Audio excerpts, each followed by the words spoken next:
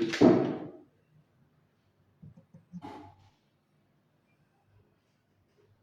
بالله من الشيطان الرجيم. بسم الله الرحمن الرحيم.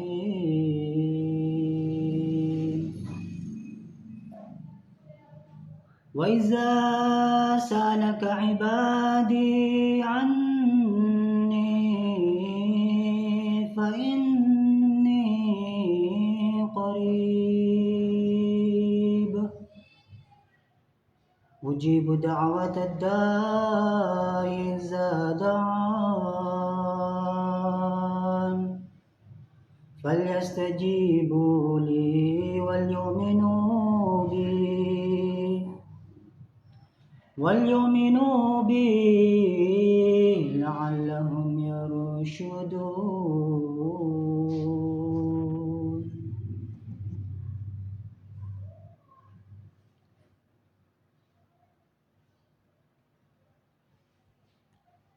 أشهد أن لا إله إلا الله وحده لا شريك له وأشهد أن محمدا عبده ورسوله. أما بعد فأعوذ بالله من الشيطان الرجيم. بسم الله الرحمن الرحيم. Alhamdulillah, mga minamahal kong kapatid sa Islam, ngayong araw ay pag-uusapan natin ang isang napakahalagang paksa. Paano nagkakaroon ng sigasig at tamis sa pagsamba? May ilang tao na nagtatanong, paano nga ba nagkakaroon ng sigasig o masidihing hangarin sa pagsamba? Sapagkat kahit tayo ay nagsisikap, nagdarasal, nag-aayuno, nagbabasa ng Quran, minsan ay hindi pa rin natin nararamdaman ang tamis at init ng pananampalataya. May ilang tao na nagtatanong sa Hazrat Khalifatul Masih Al-Khamis Ayatollah bin Nazir Al-Aziz sa kanyang mulakat at sa kanyang mga jamaah, mga Ahmadis. Paano nagkakaroon ng sigasig o masidihing hangarin sa pagsamba? Kahit tayo ay nagsisikap, minsan ay hindi pa rin lumilitaw ang ganitong kalagayan. Kaya dapat tandaan na ang tungkulin ng isang alipin ay ang patuloy na magsikap ng may katatagan. Dapat manatiling matibay ang paniniwala na anuman ang makakamtan ay mula lamang kay Allah Ta'ala. Sa ganitong paraan lamang mabubuo ang kalagayang maglalapit sa isang tao kay Allah Ta'ala at magpapalago ng kanyang sigasig sa pagsamba. Sa bagay nito, ipinaalala sa atin ng Hazrat Khalifatul Masih Al-Khamis, Khalifa Jamaah Islam Ahmadiyya ngayon, sa kanyang khutbah sa buwan ng Ramadan 2015, nang tungkulin ng isang tunay na alipin ni Allah ay ang patuloy na magsikap ng may katatagan. Hindi dapat tayo mawala ng pag-asa. Hindi dapat tayo huminto dahil lamang hindi natin agad nararamdaman ang pagbabago. Mga kapatid, ang mahalagang prinsipyo ay ito. Ang anuman na makakamtan natin sa espiritual na buhay ay mula lamang kay Allah Ta'ala. Kung ang isang tao ay mananatiling matatag, patuloy na magsusumikap at taimtim na manalangin, saka lamang mabubuo ang kalagayang maglalapit sa kanya kay Allah. At kapag ang puso ay tunay na nakatuon sa kanya ipagkakaloob ang tinatawag na tamis na pagsamba. Pinaliwanag din ng Huzur Ayatollah bin Nazir Al-Aziz na ang tunay na pagbabago ay hindi bunga ng sariling kakayahan lamang. Hindi ito dahil tayo ay matalino o masipag. Ito ay bunga ng patuloy na pagkatok sa pintuan ng biyaya ng Allah Ta'ala. At kapag ang isang alipin ay hindi tumigil sa pagkatok, kapag siya ay patuloy sa dua, sa istighfar, sa pagsusumikap, tiyak na bubuksan ni Allah Ta'ala ang pintuan ng kanyang awa. Ito po ang sinabi naman ng Hazrat Masih Maud at Imam Mahdi alayhi salam, founder ng Jamaat Ahmadiyya. Ang sigasig at kasiglaan para sa mabubuting gawa at pagsamba ay hindi nagmumula sa sarili ng tao. Hindi maaaring sabihin ng isang tao na lilikhain niya ito sa kanyang sarili o makakamit niya ito sa pamamagitan lamang ng sariling pagsisikap. Hindi ito posible. Ito ay nakukuha sa pamamagitan ng biyaya, rahmat at kakayahang ipinagkaloob ni Allah. Kinakailangan na ang isang tao ay huwag mawalan ng pag-asa at patuloy na manalangin kay Allah Ta'ala para sa kanyang tulong at biyaya, rahmat. Huwag maghina ang loob, kundi patuloy na manalangin. Huwag magsawa sa pagsusumamo kapag ang isang tao ay nanatiling matatag at tuloy-tuloy sa ganitong paraan, sa huli ay lilikhain ni Allah sa pamamagitan ng kanyang biyaya, sa kanyang habag, ang kalagayang pinananabikan at hinahangad ng puso. Ngunit kung ang isang tao ay hindi magsisikap at iisipin na maaari siyang gawing masigasig na mananamba sa pamamagitan lamang ng isang hininga o ng impluensya ng ibang tao, hindi ito pamamaraan ng Allah Ta'ala. Ang puso ay nasa kamay lamang ni Allah. Kung wala ang kanyang biyaya, rahmat, maaaring maligaw ang tao at ang daan papuntang syaitan. Ngayon, ano ang problema? Minsan gusto nating maging masigasig at pagsamba sa ibadah, pero wala nga tayong gana. Walang gana. Ano ang solusyon? Parman ng Ta'ala, Surah Al-Fatiha, Iyyaka na'budu wa iyyaka nasta'in. Ikaw lamang ang aming sinasamba at ikaw lamang ang aming hinihingan ng tulong. Hindi sapat ang sariling lakas. Kailangan ng tulong ng Allah Ta'ala. Allah Ta'ala nagparman sa loob ng Quran, chapter 29, verse 69, وَالَّذِينَ جَاهَدُوا فِينَا لَنَهْدِيَنَّهُمْ سُبُلَنَا. Kapag ang tao ay patuloy na nagsusumikap at nananalangin, saka ipinagkaloob ni Allah ang tamis ng pagsamba. Halimbawa, kagaya ng pang-araw-araw na nakikita natin, tulad ng pagja-jogging, mahirap sa una, pero kapag tuloy-tuloy, consistent, nasasanay na. Ganun din ang patungkol sa gumawa ng mga kabutihan. Kailangan din kumapit tayo doon sa ating malakas na niyan. Malakas na mahigpit na pananalig. Yung mga dua na rasya, na dua natin, janji natin sa Allah Ta'ala, sa mga dua-dua natin na tulus ikhlas. Allah Ta'ala may solusyon sa mga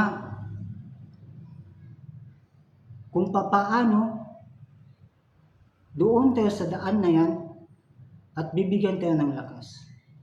Ang solusyon niya ay Parman ng Allah Ta'ala, chapter 71, verse 10, فَقُلْتُ اسْتَغْفِرُوا رَبَّكُمْ إِنَّهُ كَانَ غَفَّارًا.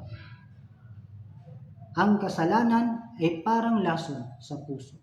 Ang istighfar ay parang antivirus. Kailangan natin ang istighfar. Huwag nating alisin ang istighfar sa pang-araw-araw natin. Ito ang ating kalakasan. Sa ruhani, ito ang ating kalakasan. Sa hadis Bukhari at Muslim, kailangan hindi lang ang aksyon ang mahalaga, kundi ang puso at ang intensyon. Kung ang intensyon natin, kung ang pangsamba natin punong-puno ng ikhlas at dua, inshallah ta'ala, Allah Ta'ala mismo ang naggarantya.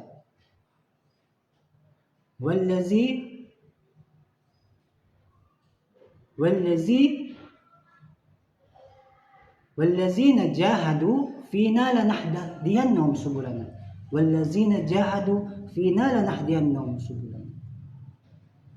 Allah Ta'ala mismo ang nagsabi kung sino-sino ang real na magmujahada sa daan niya, Allah Ta'ala ay bigyan niya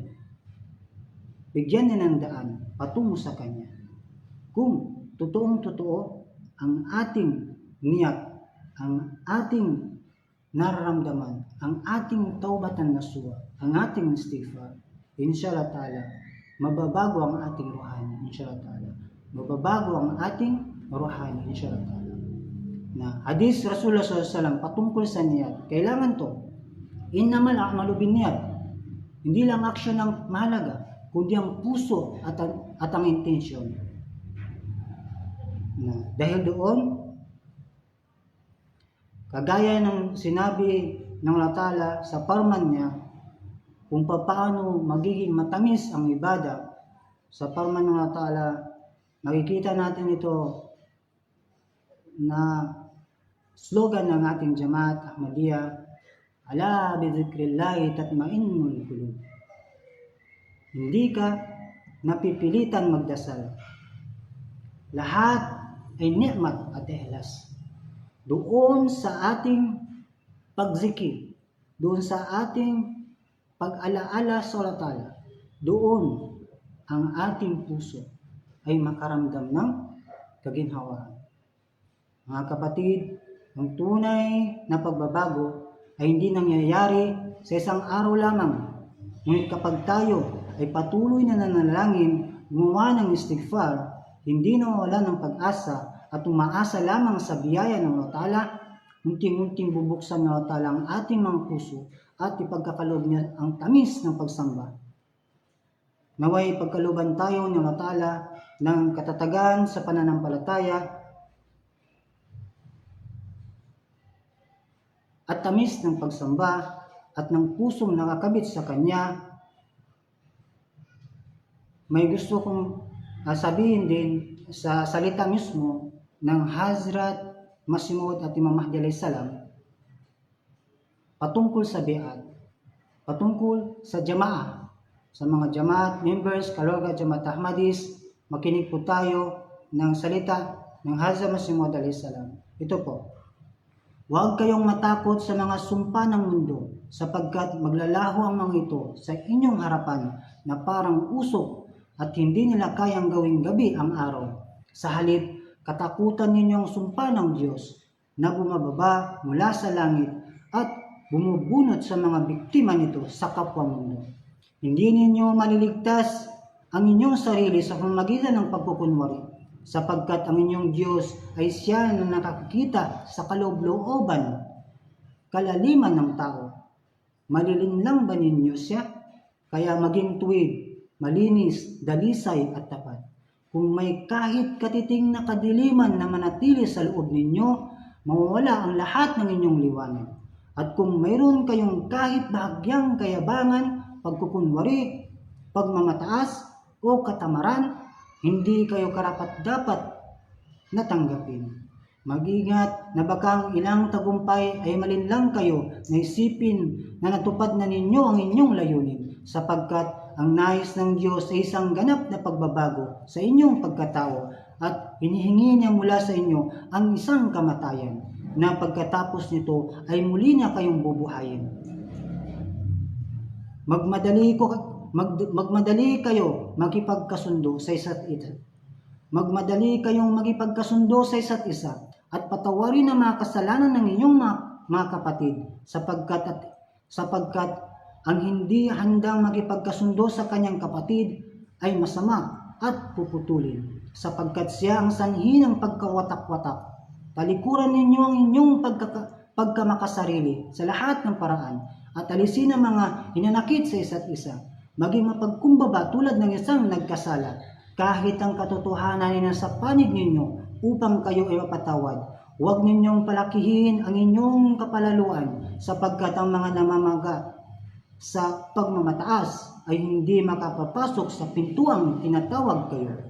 Napakalungkot ng sinumang hindi naniniwala sa ipinahayag ng Diyos at sa aking ipinarating. Kung nais ninyong malugod ang Diyos sa langit, magkaisa kayo na parang magkakapatid na nagmula sa isang sinapupunan.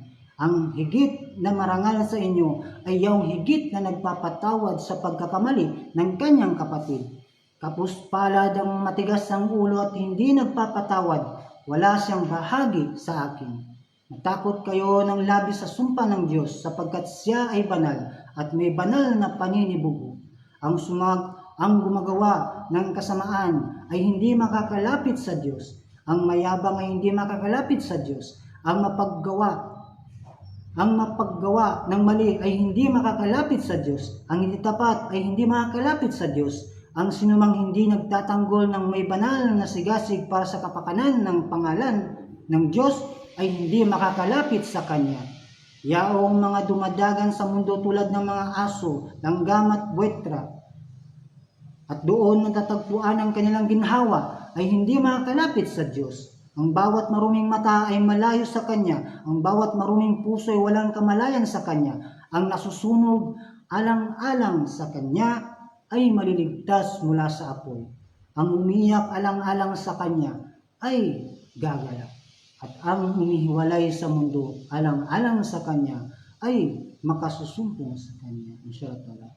Makipagkaibigan sa Diyos ng may tunay na puso, ganap na katapatan at buong pananabik upang siya man ay makipagkaibigan sa inyo. Wa akhiru da'wana anilhamdulillahi rabbil alamin. Jazakumullahu ahsanal jazaa. Assalamu alaikum warahmatullahi ta'ala wabarakatuh.